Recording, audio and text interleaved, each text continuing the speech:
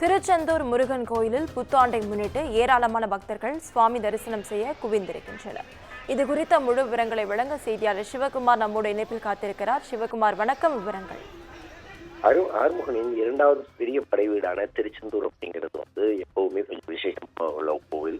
எப்பவுமே ஆண்டுதோறுமே ஆயிரக்கணக்கான பக்தர்கள் அந்த கோயில சுவாமி தரிசனம் செஞ்சுட்டு வர நிலையில இன்னைக்கு ஆங்கில புத்தாண்டு பிறந்ததை ஒட்டி காலையில 1 மணிக்கு கோயில் நடை திறக்கப்பட்டது. 1:30 மணிக்கு விஸ்வரூபமும் 2 விஸ்வரூப தரிசனம், அதே மாதிரி 2 மணிக்கு உதய மார்த்தாண்ட அபிஷேகம், அதே மாதிரி காலை 9 மணிக்கு உச்சிக்கால அபிஷேகம் தொடர்ந்து மற்ற பூஜைகளும் நடைபெறுது. இந்த இன்னைக்கு விஷயம் புது வருட பிறப்பு அப்படிங்கிறதுனால கடல்ல புனித நீராடி குடும்பத்தோட காத்திருந்து பக்தர்கள் சாமி தரிசனம் செஞ்சுட்டு இருக்காங்க.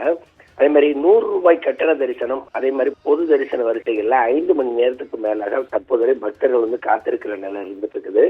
நள்ளிரவு திறக்கப்பட்ட இந்த கோயில்ல தற்போது வரை ஆயிரக்கணக்கான பக்தர்கள் சுவாமி தரிசனத்துக்காக காத்துட்டு இருக்கிறாங்க.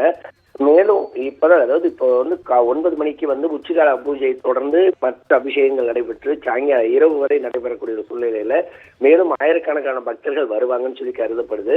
அதே மாதிரி பாத்தீங்கன்னா கோயிலை சுற்றியுள்ள பகுதிகள் முழுமையாக போலீசாரோட கட்டுப்பாட்டுல இருக்குது. வரக்கூடிய பக்தர்களுக்கு எந்த வகையிலும் யாரும் இடைஞ்சல் ஏற்படுத்தக்கூடாது அப்படிங்கிற காரணத்தை முன்னிறுத்தி தற்போது பாதுகாப்பு பலப்படுத்தப்பட்டுள்ளதோடு அந்த பக்தர்கள் வரிசையில செல்ல அனுமதிச்சுட்டு இருக்கிறாங்க. விவரங்களுக்கு நன்றி சிவகுமார்.